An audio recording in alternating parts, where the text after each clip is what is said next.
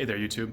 My name is Jacob, and I'm doing a review today on the BDS 2014 to 2018 Silverado 1500 Sierra 1500 6-inch lift with dual speed compression Fox coilovers. So, just to get started, I went through a lot of time just kind of deciding which lift I wanted to put on my truck. You've got a lot of options out there, a lot of height options out there, a lot of manufacturers. Long story short, I decided on BDS because it was described to me as one of the most long-lasting, highest quality, best handling lift kits available on the market for this particular type of truck and this application. And I went with a 6-inch just because I figured 2-3 inches not quite big enough for the application I wanted. I did want to have 35s on my truck, and then anything higher than that, say 8-inch, 10-inch, it was just going to be a little too cumbersome for, getting in parking garages, whatnot, and just generally getting in and out of it. I'm not a big guy. I'm only about 5'9", 5'10", depending on what kind of shoes I have on. So about average height, maybe a little shorter. But I got the lift installed, the whole suspension system installed by BDM Customs in Tempe, Arizona. Great shop, and they just happen to be a BDS retailer. So I think they're one of the only ones in Arizona worth checking out if you live in the area. Regardless, great quality work and attention to detail. And they helped with this decision process as well. Just getting into the competitors for this decision, obviously you've got the options of super cheap lifts out there, like I guess Rough Country and Tough Country and I don't know, Skyjacker, if they're still around, something like that. Those lifts, yeah, you get them for like $600, $1,000. A lot of them are just block kits, essentially. And I don't necessarily, I've heard a lot of good things about some of Rough Country's newer coilover kits. Didn't hear enough about it though, as far as customer reviews. And that's part of the reason I want to do this review. There wasn't that much information out on the interwebs, the YouTube, Facebook, whatever, regarding this specific 2014-2018 option. I went with BDS because they had the best reputation, they had the best reviews, long-standing company in not only just lifting general trucks, but also off-road performance. So they paired with Fox, which everyone knows Fox suspension if you're going to race anything off-road. Fox is a well-known brand. And when it comes to the coilovers, I figured these specific ones, I could get better, I guess, service, repair, replacement out of this versus any of the competitors. Also with BDS, I believe they have a limited lifetime warranty on all their actual hard parts for the suspension. So you could break a piece in half going off-roading and they send you another one. That's something I heard, not necessarily taking that to heart, but regardless, I like the way it's characterized in the public and throughout shops that I've talked to. So just getting into the lift a little bit. Here, I'm going to turn my camera around just so we can go over it. Okay, so here we have 2015 Chevy Silverado 1500. It's got the 6.2 liter in it. It's the LTZ. There are a few different options for control arms. I believe I have the stamped steel. You just state that when you're ordering the lift or whatever lift you decide to go with. There is a big difference there. Not sure exactly what it is, but I'm sure that they'll let you know if you talk to them about it. Anyways, I did go with KMC Enduro 18x9s with General Grabber ATX 35 by 12.5 tires. I go off-road. The desert is not forgiving out here in Arizona as far as washboard roads, rocks, sharp surfaces. I wanted to have as much sidewall as possible, be able to deflate. Not gonna put 20s or 22s or anything on this. That is an option on BDS's website if you're looking at the tire sizes, and I was a little weary about the actual lift itself because it said recommended for 35-inch tires to have 20, I think 20 by 10.5 or 20 by 9.5, something like that, which 20-inch wheels just does not sound appetizing for me to go off-roading with. I like the meat, I like the sidewall, the option to be able to deflate and use an extra little bit of this biting sidewall. I haven't had any problems with it. I'd say at full turn, if you're going over a bump, so you're completely full locked one way or the other, you might get a little bit of rubbing, but other than that, I have no problem pulling U-turns pretty regularly at a slow speed in the truck. So just kind of getting into it. You can see right through here, we've got the dual speed compression reservoir up on top, the coilover itself. These are not coilovers that you can adjust like on the fly or anything. These are under a ton of load, and you would want to have to actually take it to the shop or put it in the air, take all the load off of it in order to adjust them. I'm pretty sure my shop, BDM Customs, they did this all for me, and they got it to the right height so that the truck looks fairly level when it sits. I suppose you could adjust it to have like the California droop or whatever, or have a raked front end, kind of like closer to factory where it sits lower in the front. I just wanted it as level as possible, and I think they did a pretty good job. I like the way it rides. It does sit a little low when I'm, say, towing a boat or have a huge load in the back of the bed, but it's not ridiculous. It doesn't look as much like the California droop as the California droop does. But anyways, if you want to, say, go off-roading, what you're going to do is go up here, and we have the high speed and low speed adjustments. So high speed is the blue, low speed is the gold, and you just put your hand in there and turn it. As you can see, it's pretty simple. And they've got quite a few settings. Read up on the specs. I'm not going to regurgitate them to you right now, but you can definitely feel a huge difference when you are going off-road. I go down washboard roads up in the mountains of Arizona, and I change the high-speed softness. If I get on the highway after I do that, where it's super soft, you could definitely feel the difference in the body roll, the sway, and just a little more, a lot softer in general.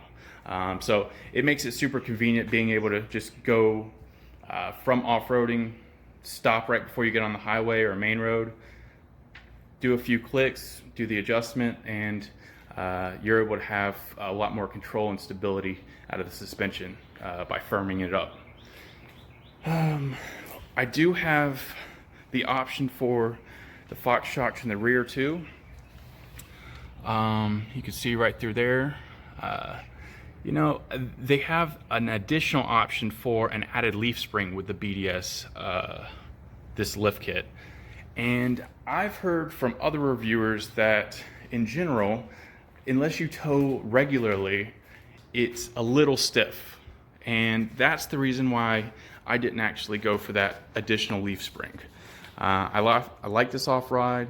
This is kind of a casual off-road truck, camping truck.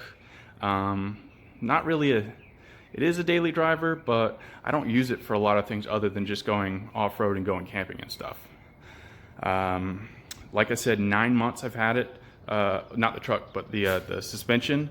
It's gone very well. I haven't had the tires rotated yet at all, and I'm still getting fairly even wear out of them. As far as the height and the gas mileage, that was another big factor here. So you're taking away I guess the factor of being close to the ground that you would normally have with a factory truck, where this LTZ is supposed to get I think it's like 16 city and upwards of 20 highway. Well, now I get closer to, say, 12 or 13 city and about 18, 19 highway. The reason for that, obviously, you've gotten rid of the raked front end, where normally I'd say the front end sits somewhere around here. So you have a lot less room actually going, of air going under the truck. At one point in time, I did have a pre-runner bumper installed on the front of this. So it was just a bar with a light bar and a skid plate. That got even worse gas mileage than this on a factory, well, I wouldn't say factory lift, I'd say a level. So I leveled out the truck, so just brought it up about 2 inches in the front, and the rear was stock and had a pre-runner bumper on it with 33-inch tires. And I had no problem with clearing the tires, but as far as the actual gas mileage goes, huge drop. I couldn't get anything more than 15.5 miles to the gallon on the highway. And that was with smaller tires and a lower truck, but just because of the front bumper. A lot of people will try to take this front air dam off. The little plastic piece. Yeah, it might make your truck a little higher, look a little higher, give you a little more clearance, but all said and done, if you want to get rid of your gas mileage, go for it. But I want as much as possible, especially now that I'm riding a little higher and on the 35-inch tires. Let's see. Sorry about the constant fluctuation in light. This is like one of my first YouTube videos. I just wanted to do this to help other people make the decision. There was nothing on YouTube other than something done by shops that are influencers and stuff like that, where they're regularly paid. This is completely unbiased. I'm just taking the time out of my day to provide information, open it up, open the dialogue up in the comments below for any questions you might have. And this is me. This is someone that actually owns this vehicle, uses it regularly. I might not use it the same way you do, but I don't know, ask some questions and I might have an answer for you. It does fit in garages. This is just a normal everyday carport. In Arizona, we have a lot of these, but we also have garages. You can kind of see, still got a decent amount of room there for the antenna, like the satellite radio antenna. I've been in 7-foot garages downtown Phoenix before, not really a problem. Great thing about the actual radio antenna, it's a bit of an indicator. So if you start hitting that or scraping that, that's when you know you're a bit too low, because it's about 2 or 3 inches just higher than the little shark fin. Think that's about all I wanted to go over. I did get the lift retightened, retorqued down after 500 miles. That was just a courtesy that my shop, the BDS custom or BDM Customs, did down in Tempe, and they said everything looks good, so I haven't had any issues out of it since. Great lift, worth the, I don't know, $3,500, something like that. I don't really remember. Trying to put that behind me, but when you, one second when I turn this around. One thing that you should understand is, I don't know how much you care about your truck, if you're only gonna have it for a short period of time, but me, I'm gonna have this truck for probably 10, 20, maybe 30 years. I'm gonna keep this as long as I can, as long as it doesn't have just complete failure from the drivetrain. I'm gonna hold on to this truck. 6.2 liter, not a very popular option. 420 horse, 460 torque, that's something I wanted. So I paid the extra money. It's an LTZ. You can get some of these trucks new for $20,000, $25,000, maybe less if you're going in short cab, short bed, 2-wheel drive, no power, anything. But this is a fairly expensive truck for the average Joe. I don't know. Original MSRP was around $55,000.